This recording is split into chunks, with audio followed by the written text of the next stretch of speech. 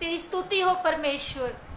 हम आपका धन्यवाद करते हैं मेरे सामर्थी परमेश्वर और सर्वशक्तिमान परमेश्वर। हम आपका धन्यवाद करते हैं परमेश्वर। हम आपकी प्रेजेंस को मांगते हैं परमेश्वर और हम विश्वास करते हैं खुदावन तुम्हारे बीच में मौजूद है खुदावन जी। दूरी मैटर नहीं करती मेरे सामर्थी परमेश्वर। आज जितने भी जन खुदावन इस वचन को सुनने वाले खुदावन जी, मेरा ईमान है खुदावन कि खुदावन वो तुझ में बढ़ने वाले हैं, वो तेरी प्लानिंग को समझने वाले हैं, वो तेरे भले कामों को देखने वाले हैं।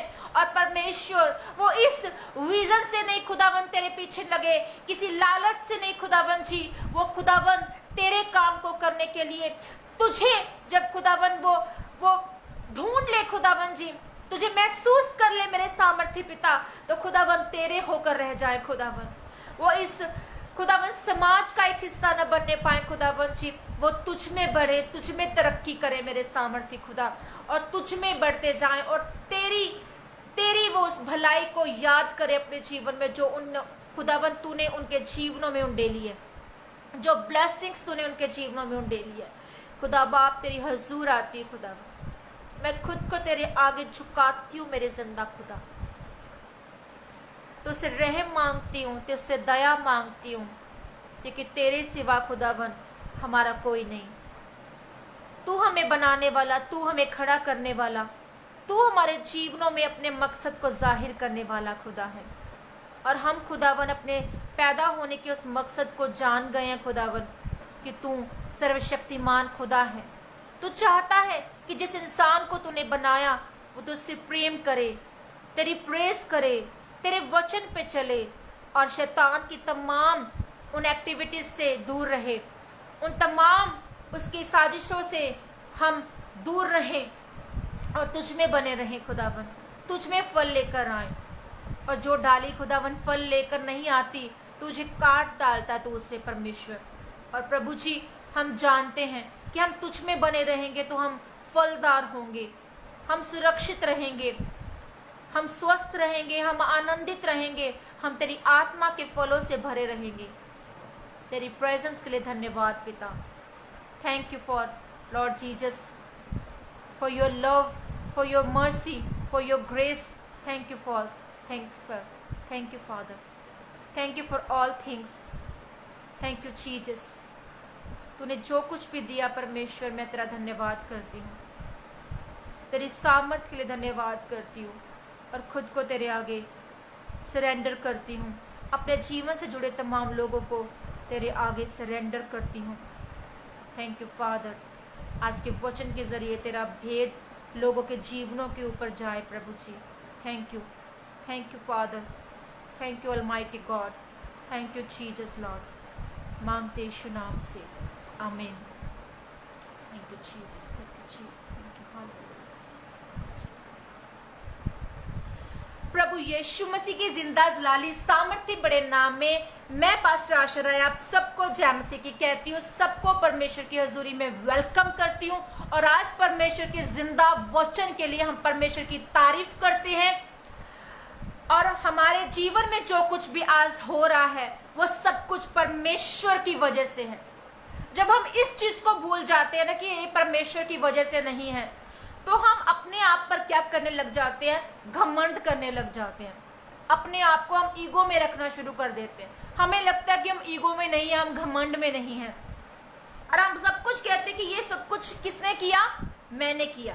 ये सब कुछ किसने कहा, मैंने कहा।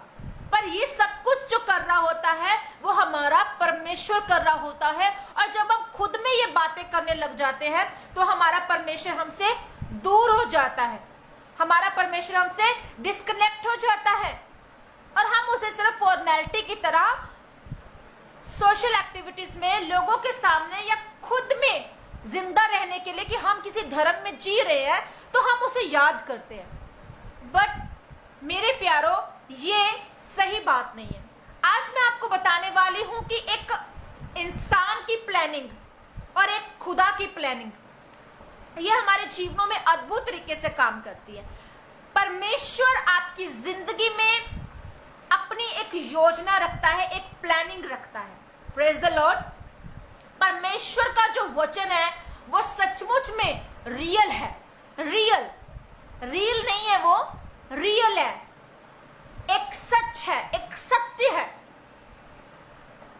उस प्लान को पूरा करने के लिए परमेश्वर हमें मन फिराने को कहते हैं कि अगर तू मेरे प्लान को जानना चाहता अपने जीवन में, तो तुझे अपने मन को बदलना है, तुझे अपने मन को फिरा लेना है मेरी ओर। Praise the lord. हमें रिपेंट करने को परमेश्वर कहता है, हमें पश्चाताप करने को परमेश्वर कहता है। क्यों परमेश्वर ने इज़राइल के जो लास्ट राजा था, जो उस राजा को नाश किया, बेबीलोन के नीचे कर दिया? क्यों? फिर उनकी तौबा के बाद उन्हें वापस भेजा और अपने हवन को जो खुद उसने खत्म कर दिया था फिर से उसे बनाया। मतलब परमेश्वर, जब आपको अगर लगता है कि वो आपके जीवन को खत्म कर चुका है, आपको लगता है कि शैतान वो खत्म कर चुका है, वो परमेश्वर नहीं कर रहा होता। एक तरह से शैतान समटाइम्स हमारे जीवन में अगर काम भी करता है तो वो परमेश्वर की मर्जी को लेकर हमारे जीवन में काम करता है। आप जानते हैं अय्यूब के जीवन में परमेश्वर ने, वो परमेश्वर की मर्जी से नहीं हुआ था। परमेश्वर ने अगर इजाजत दी थी शैतान को कि हाँ तो उसकी मौत का रीजन ना ठहरे, तो उसकी मौत का रीजन ना ठहरे, तो उसके साथ कुछ भी कर, पर उसकी मौत नहीं होनी चाहिए। शैतान पूछकर, इजाजत लेकर परमेश्वर से वो उसके जीवन में एंटर करता है। यहां हम देखते हैं कि जो बेबीलोन का राजा है वो नाश हो गया था। उसने तौबा जब तौबा की उन लोगों ने, तब वो सारा कुछ बिल्ट हुआ दोबारा से। परमेश्वर जो है वो करप्ट लोगों को अपनी महिमा के लिए इस्तेमाल नहीं करते। वो अपनी महिमा के लिए करप्ट लोगों को क्यों इस्तेमाल करेंगे? जो लोग यही कह रहे हैं कि परमेश्वर कुछ भी नहीं है, जो लोग यही कहते हैं कि परमेश्वर हमारे जीवन में काम ही नहीं कर रहा, जो लोग ये कहते हैं कि अरे तुम लोग तो दिखावा करते हो, परमेश्वर तो सत्य है ही नहीं, उसका वचन अटल है, उसका वचन सत्य है। धरती आसमान टल जाएंगे पर परमेश्वर का वचन कभी फेल नहीं होगा। ये परमेश्वर का वचन कहता है, ये परमेश्वर के मुंह से निकले गए शब्द है, किसी आम मेरे जैसे आपके जैसे इंसान के मुंह से निकले गए शब्द नहीं है।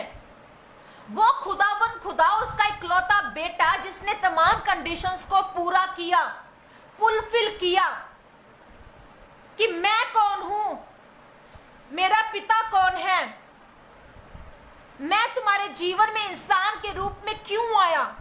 वो उस बर्रे ने उन तमाम चीजों को पूरा किया, पर हम और आप जैसे लोग उन चीजों को पूरा नहीं कर सकते परमेश्वर का पुत्र या पुत्री होने के लिए। वो पहलौठा था, वो पुत्र बन गया। जब हमारे बच्चा होता है पहला तो वो पहलौठा होता है, यस राइट। तो जो बाकी हमारे और उसके बाद बहन भाई पैदा होते हैं तो हम क्या बन जाते हैं? बेटे बेटियां, पुत्र पुत्रियां। पहलौठा वर्ड खत्म हो जाता है। जो खुदावन का बर्रा वो हमारे लिए आया, वो पहलौठा पैदा हुआ, वो परमेश्वर के लिए पवित्र जन, वो खुदावन का इकलौता था, इसलिए वो पहलौठा रहा हमेशा। वो पुत्र था, है, रहेगा हमेशा के लिए। वो परमेश्वर के दाहिनी और पिता के दाहिनी ओर जाकर बैठा, मरने के बाद जी उठकर जब स्वर्ग में उठा लिया गया।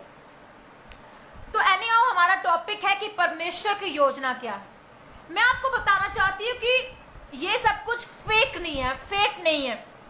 परमेश्वर का लव, परमेश्वर का आपके लिए कुछ सोचना, आपको क्रिएट करना, तो कुछ तो मोटिव है ना, तो कुछ तो मोटिव है ना मेरे बहन भाइयों।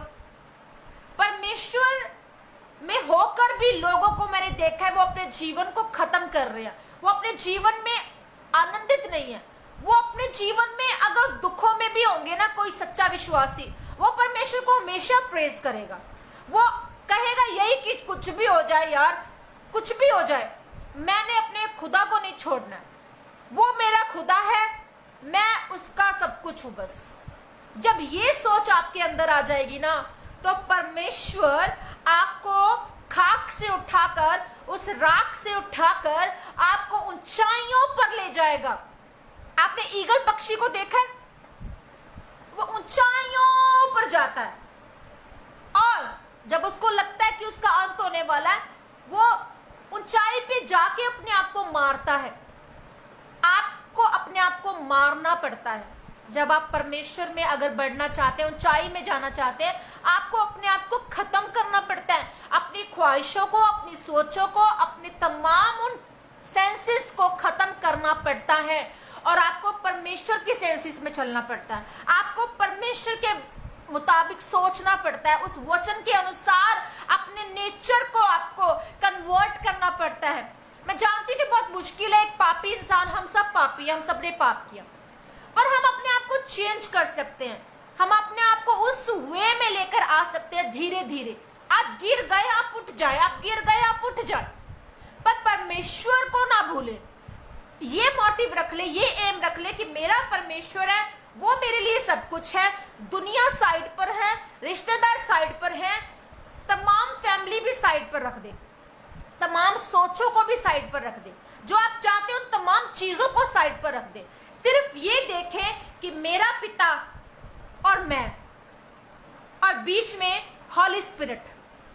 जब हॉली स्पिरिट चाहिए तो परमेश्वर के उस अभिषेक को पाने के लिए आपको मेहनत नहीं करनी पड़ती, क्योंकि परमेश्वर कहता है जब एक बुरा पिता अपने बच्चे को अच्छी और भली वस्तु देना जानता है, तो तुम्हारा पिता जो स्वर्ग में बैठा है वो तुम्हें पवित्र आत्मा मांगने पर क्यों ना देगा। आपको हॉली स्पिरिट की नीड है परमेश्वर की योजना को समझने के लिए। परमेश्वर करप्ट लोगों को, मैंने कहा कि करप्ट लोगों को अपनी महिमा के लिए खड़ा नहीं करते। कोई भी आप देख ले, अगर कोई भी ब्रांडेड प्रोडक्ट है, कोई भी फ्रिज बनता है, टीवी बनता है, मोबाइल बनता है, कोई भी ब्रांडेड आइटम, ठीक है, अब वो क्या करते हैं, उस पर टेस्टिंग करते हैं, अच्छी तरह से उसको चेक करते हैं उस प्रोडक्ट को, क्योंकि उसको मार्केट में उस प्रोडक्ट को निकालना है उनको। वो नहीं चाहेंगे कि उनके प्रोडक्ट के कारण बदनामी हो, फेल हो उनका प्रोडक्ट। वो हर टेस्ट में से निकल के पास होके अच्छा ब्रांडेड प्रोडक्ट वो मार्केट में फिर निकलता है। अगर हम कहें कि ब्रांडेड प्रोडक्ट है भाई, उसके ऊपर ISO ISI का मार्क लगा दें, या फिर हम उन चीजों को देखने लग जाएं कि वो भी ब्रांडेड है तो उसको मार्केट में यूं ही निकाल दे कंपनी, तो क्या चलेगा? आप परमेश्वर में आगे आप कहेंगे कि मैं परमेश्वर का जन हूं, मैं परमेश्वर का बेटा बेटी हूं, मैं मार्केट में यूं ही प्रचार करने के लिए निकल जाऊं पवित्र आत्मा के बिना, मैं यूं ही परमेश्वर के लोगों में जो है अपने आप को कह दूं कि मैं ये हूं, खुदा का जन हूं, तो क्या आप वैसा बन जाएंगे? नो। सो मेरे प्यारो, आपको पवित्र आत्मा की जरूरत है। परमेश्वर में अगर आपको बढ़ना है, आपकी टेस्टिंग होगी। परमेश्वर आपको अपनी मर्जी के मुताबिक जो है वो आपको जज करेगा। जब आपको वो जांच लेगा, परख लेगा, तमाम आजमाइशों से आप निकल जाएंगे, तो परमेश्वर आपको एक ब्रांडेड, एक बेस्ट प्रोडक्ट बना देगा। आप जहां भी निकलेंगे लोग आपको देखेंगे, मतलब आप में प्रभु यीशु मसीह को देखेंगे। आप खुदा की बात करेंगे, गवाही को देंगे, वो आपको सुनेंगे, वो आपको तमाम, आप कहीं भी जाएंगे परमेश्वर की महिमा करेंगे तो वो आपको सुनेंगे, क्योंकि उनमें उनको लगता है, उनको ये दिखेगा कि यीशु मसीहा सच में, हाँ, खुदावन ने इसके जीवन में काम किया। भाई आज जो कुछ इसके जीवन में है वो खुदा की ओर से है। तो आपकी टेस्टिंग भी होगी और आप फेल नहीं होंगे। तब आपकी कोई प्रेयर रिक्वेस्ट नहीं होगी, आपकी प्रेयर रिक्वेस्ट मुंह में ही होगी, वो आपकी फुलफिल हो जाएगी। लोगों को मेहनत करनी पड़ेगी, एफर्ट करनी पड़ेगी, पर आपको क्या करना पड़ेगा? आपको एफर्ट नहीं करना पड़ेगा। अगर आप परमेश्वर की मर्जी से चलते हैं तो वो आपकी लाइफ में एक प्लान रखते हैं, जैसे कि शाऊल की जिंदगी में परमेश्वर ने एक प्लान को रखा। और शाऊल को जब जो शमूएल के द्वारा जो परमेश्वर चुनते हैं, तो वो मुख्य भोजन, मुख्य स्थान उसको दिया गया था। उसको मेन जो इम्पोर्टेंट खाना था वो दिया गया था, जो इम्पोर्टेंट जो जगह थी वो दी गई थी, क्योंकि परमेश्वर ने उसको पहले से ही क्या कर लिया था, उसके जीवन को चुन लिया था। उसको चुन लिया था कि हाँ, ये जन मेरे जीवन, इसके जीवन में मैंने काम करना है, इसको मैंने चुन लिया है, ये मेरे कामों को करेगा। तो परमेश्वर फिर वेट नहीं करता, आपको स्ट्रगल नहीं करनी पड़ती जब आप परमेश्वर में फेथ के साथ चलते हैं, जब आप परमेश्वर में बने रहते हैं, तो परमेश्वर आपको इस्तेमाल करते हैं। हालेलुया।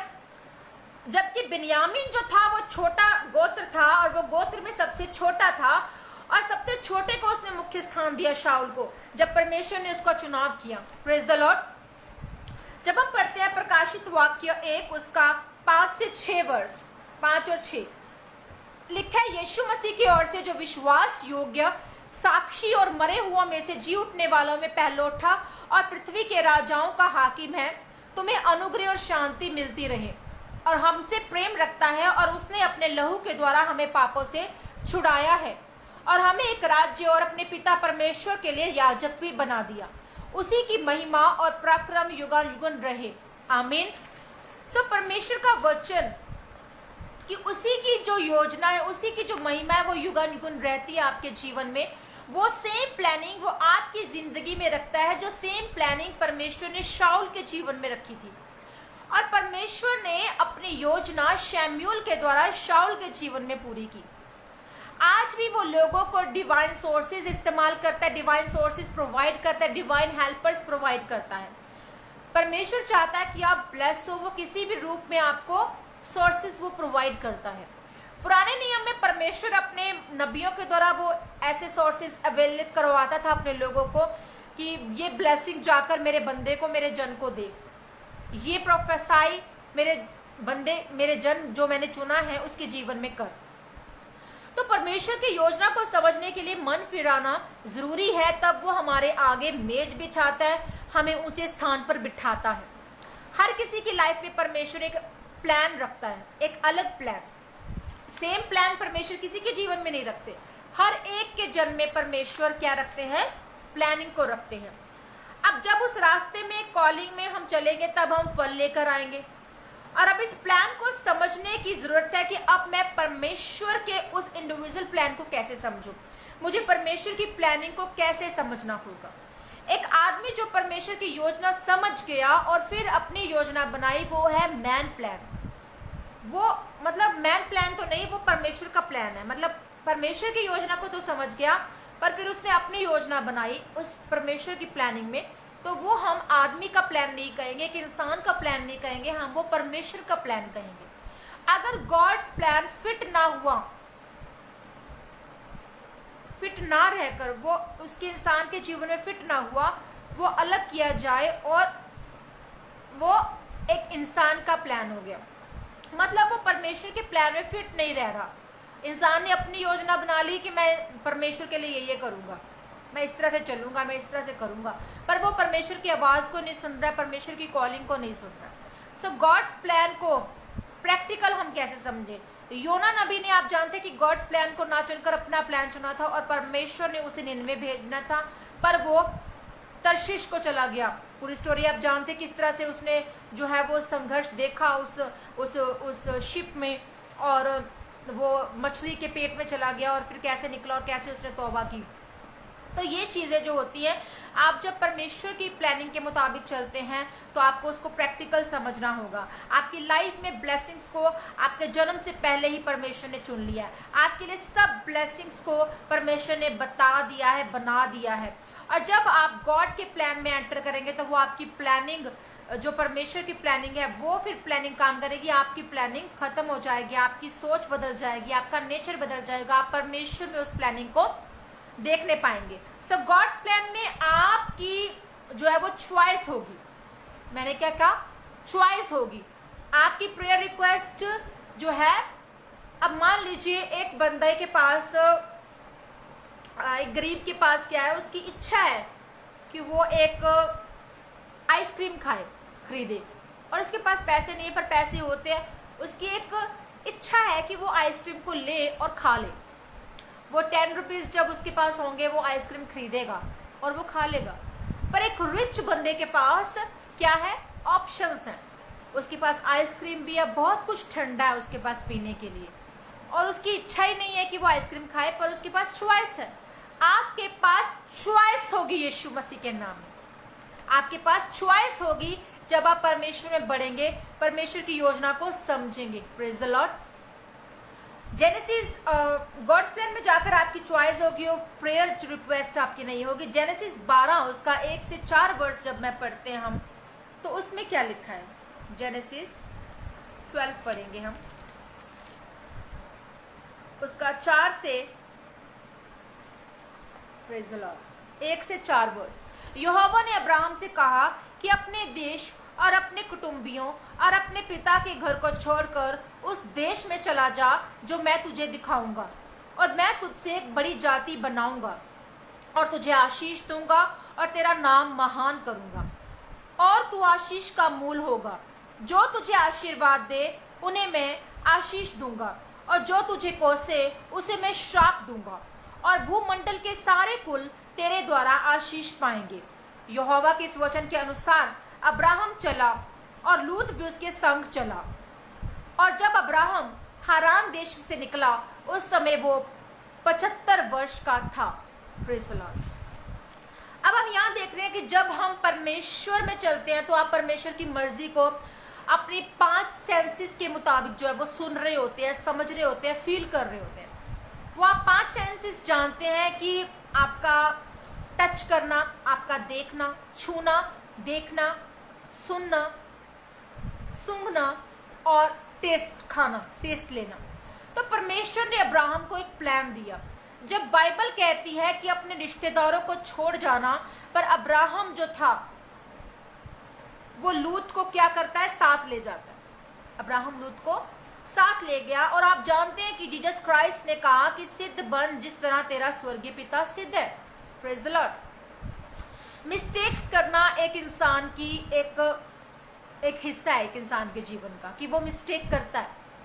पर अब्राहम ने एक बड़ा स्टेप लिया, सब कुछ छोड़ दिया। उसने 75 वर्ष की आयु में कंप्लीटली रिश्तेदार नहीं छोड़े, सब कुछ तो छोड़ा, परमेश्वर की आज्ञा को वो समझा नहीं। उसने सब कुछ छोड़ा, अपना कुटुंब, अपना रिश्तेदार, अपना देश छोड़ा, पर वो लूत को साथ ले गया। उसने गलती ही क्या की, लूत को साथ ले गया। और परमेश्वर क्या कहता है, हमें उन रिश्तेदारों से, उन सिचुएशन से, उन हालातों से, हमें उन मुल्क से हमें अलग करता है हमारा परमेश्वर। God separates the many people from our spirit and our lives. Hallelujah.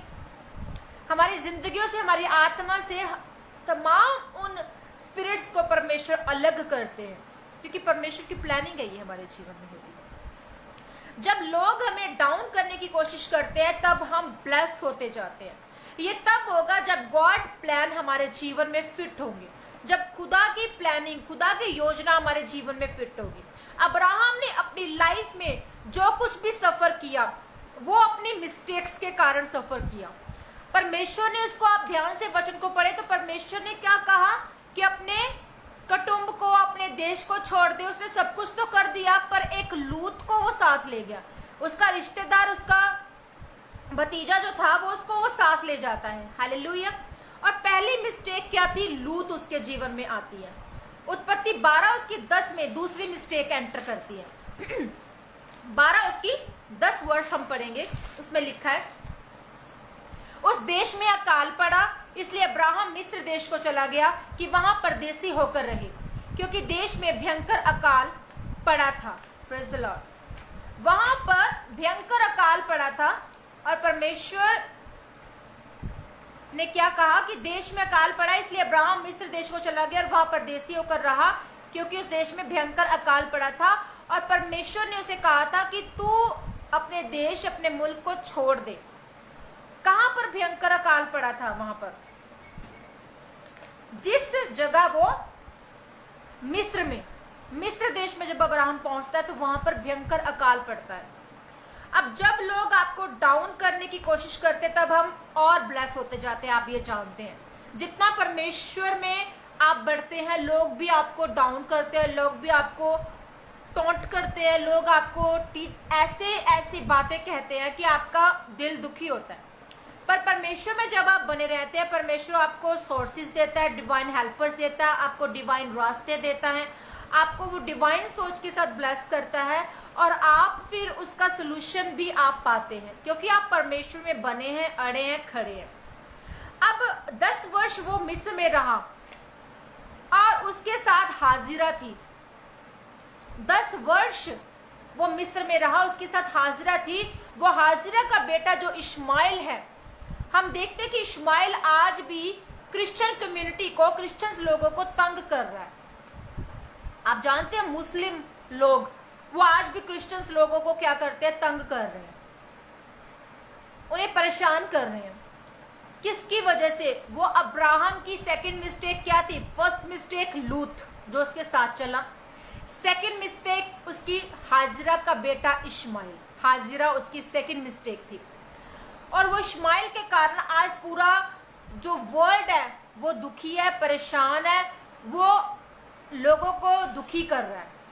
वो जाति जो है इश्माइल वो परेशान कर रही है। वो किसका नतीजा?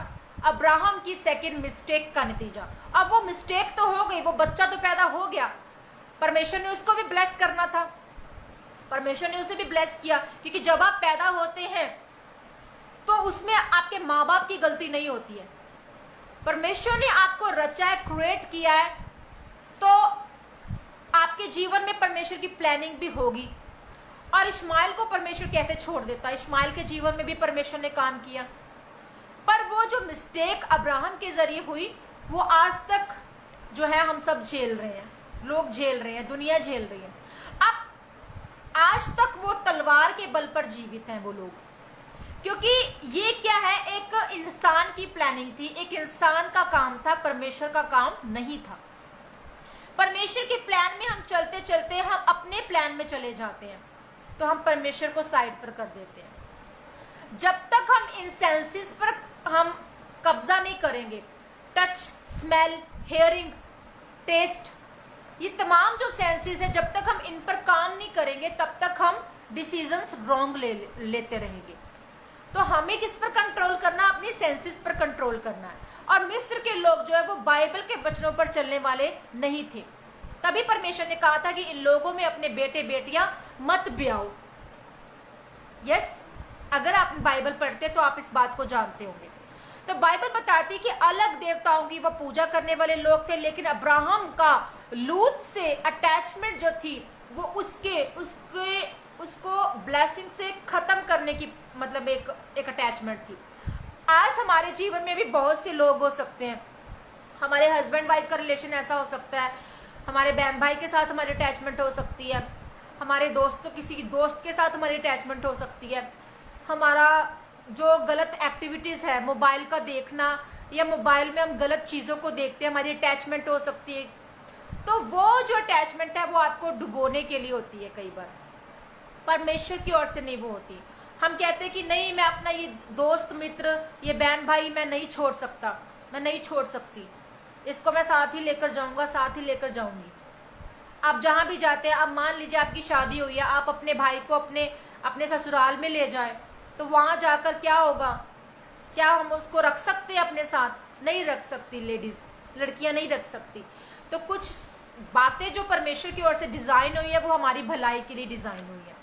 परमेश्वर ने उस समय प्रोफेसाई की उसके जीवन में, उस समय बोला उसको कि तू अपने देश को छोड़ दे, अपने कुटुंबियों को, रिश्तेदारों को छोड़ दे।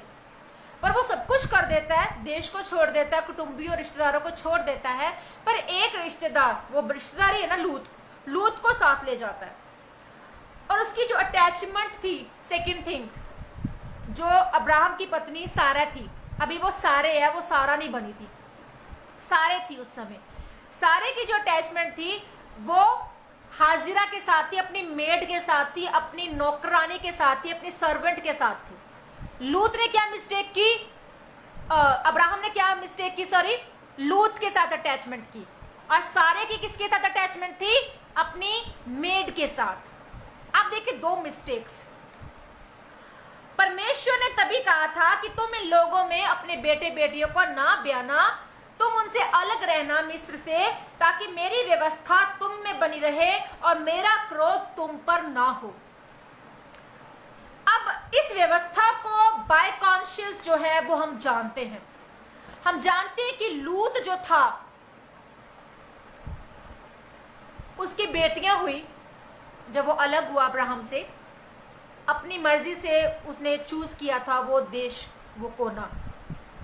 हम जानते हैं कि वो मिस्र में रहा और लूत अपनी लड़कियों के साथ सोया, और परमेश्वर ने इस काम से घृणा की। परमेश्वर ने हमारे दिलों की व्यवस्था को बनाया। व्यवस्था उस समय अगर हम कहें कि नहीं दी गई थी, अब पर हम उस उस व्यवस्था को लोग जानते थे। व्यवस्था अभी आई नहीं थी, दी नहीं गई थी मूसा के द्वारा, पर हम जानते हैं कि वो व्यवस्था हम समझ सकते थे परमेश्वर की आज्ञाओं को, क्योंकि अब्राहम ने समझा।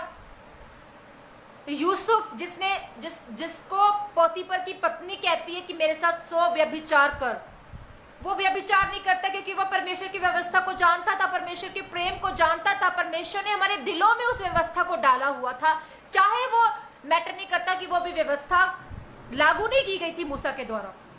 पर पहला जो झगड़ा हुआ वो लूत और अब्राहम के चरवाहों के बीच में झगड़ा हुआ। लूत के चरवाहों में, अब्राहम के चरवाहों में पहला झगड़ा। बाइबल बताती है कि लूत नाश हुआ और वो अपनी बेटियों के संग होकर बर्बाद हुआ। उसने उस संतान को पैदा किया जो उसने अपनी बेटियों से पैदा की, और महापाप के कारण परमेश्वर ने उस जाति से नफरत की। वो महापाप किया लूत ने और उसकी बेटियों ने, तो परमेश्वर ने उस जाति से नफरत की, घृणा की, क्योंकि आज भी व्यभिचार पूरे वर्ल्ड में है और परमेश्वर इसी चीज से नफरत करता है। आप जानते हैं कि दाऊद की कमजोरी क्या थी? लड़कियां। शमशून की कमजोरी क्या थी? लड़की। यूसुफ एक ऐसा बंदा था, वो लेडी उसको कह रही है कि मेरे साथ 100 व्यभिचार कर, मेरा पति घर पर नहीं है। उसने व्यभिचार नहीं किया, उसने पाप नहीं किया। अगर वो पाप करता वो राजा ना बनाया जाता। अगर आज आप पाप करेंगे, मैं ये नहीं कह रही हूं, अगर आप पाप करने के बाद तौबा कर लेते हैं, परमेश्वर में आ जाते हैं, तो आपको परमेश्वर की योजना को समझना जरूरी है, ना कि अपनी योजना को।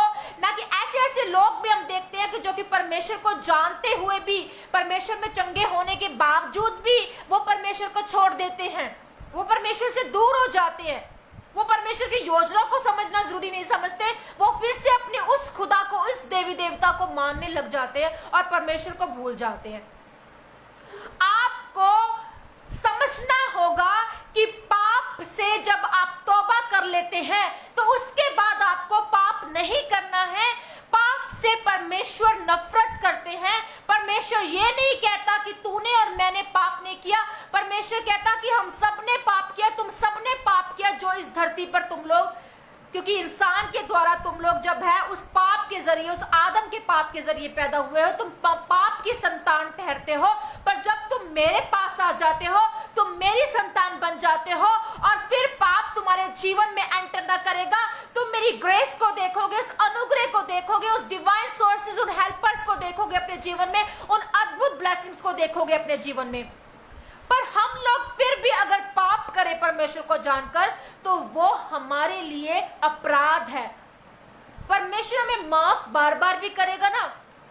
वो ABCD बार बार हम शुरू नहीं कर सकते, A से लेकर Z तक। आप विन नहीं कर सकते, उस स्वर्ग की मिरास को पा नहीं सकते, उद्धार नहीं पा सकते। उस परमेश्वर की आप तौहीन करते हैं उस समय, उस परमेश्वर की आप इंसल्ट करते हैं उस समय। और हम यहाँ पर देखते हैं कि लूत ने पाप किया, उसने महापाप कर दिया और परमेश्वर ने उस जाति से नफरत की। अब्राहम की एक मिस्टेक से पूरी जाति इफेक्ट हुई। सेकंड मिस्टेक, अब्राहम की वाइफ हाजिरा उसको मिलती है, उसके साथ होती है वो उस समय, और अब्राहम अपनी सेंसेस पर काम ना कर सका और हाजिरा के साथ उसने संतान को पैदा किया, इश्माइल को। अपनी सेंसेस से हमें योजना को नहीं बनाना, हमें वर्ड ऑफ गॉड से चलना है। वो रियल वर्ड ऑफ गॉड, उस परमेश्वर के वचन से हमें चलना है।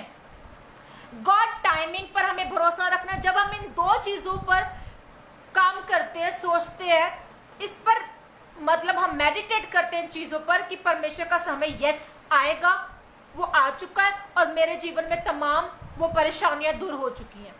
एंड सेकंड, मैंने आपको बताया कि अगर आप परमेश्वर में होकर सेंसेस पर कंट्रोल कर लेते हैं, मतलब व्यभिचार पर कंट्रोल कर लेते हैं, नशे पर कंट्रोल कर लेते हैं, चुगली निंदा पर कंट्रोल कर लेते हैं, तमाम उन अपराधों पे आप कंट्रोल कर लेते हैं जो परमेश्वर को नहीं भाते, जो परमेश्वर जिनसे नफरत करता है, जिन चीजों से, जिन बातों से जो परमेश्वर ने हमें सिखाई, तो आप विन करते हैं और परमेश्वर की योजना को अपने जीवन में पूरा होते हुए आप देख सकते हैं। परमेश्वर इमोशनल परमेश्वर नहीं है, वो स्पिरिचुअल परमेश्वर है।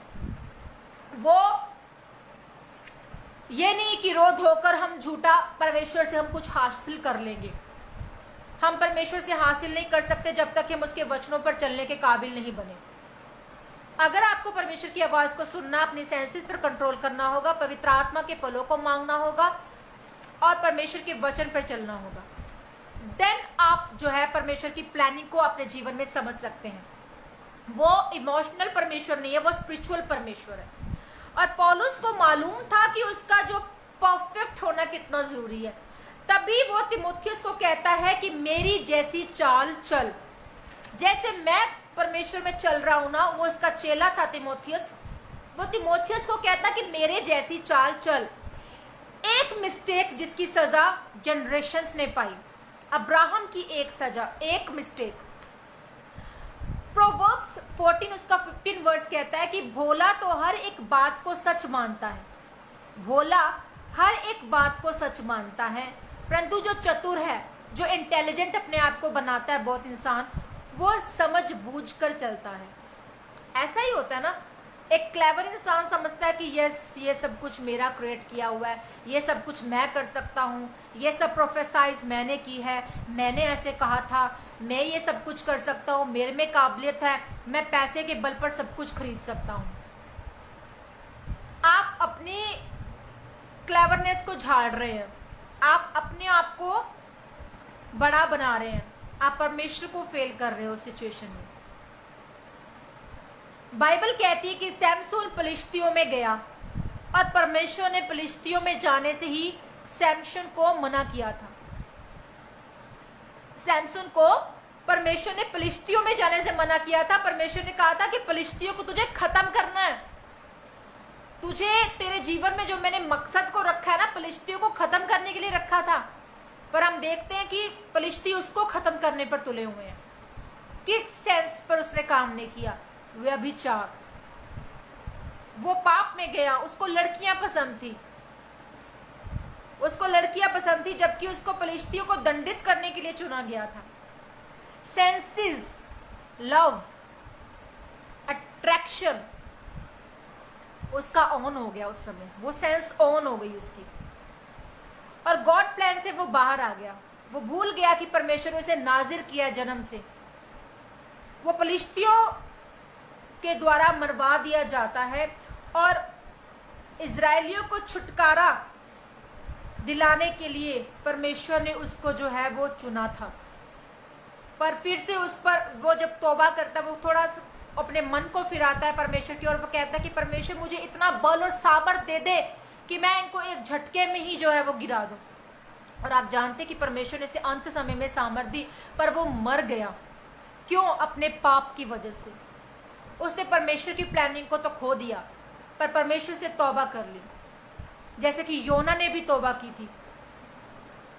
जब आप परमेश्वर की प्लानिंग से हटकर अपनी प्लानिंग में चलना शुरू करते हैं तो आप गिरते हैं, और आपको संभलने के लिए, उठने के लिए फिर से परमेश्वर की जरूरत होती है। याद रखें, पाप आपकी डेस्टिनी को डिले करता है। या तो आप जीतेंगे या तो आप हारेंगे। पवित्रता ही एक ऐसा फ्यूल है, एक ऐसा तेल है, एक ऑयल है आपकी लाइफ में जो आपको ओवरटेक करने में मदद करता है।